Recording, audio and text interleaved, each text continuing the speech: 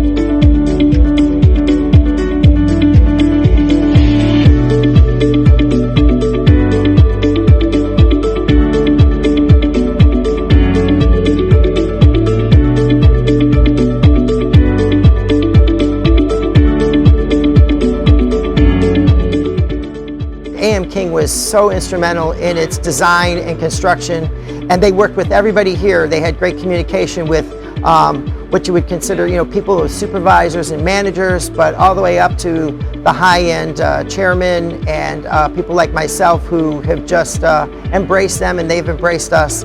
And I can't say enough about it and what a great facility we work in.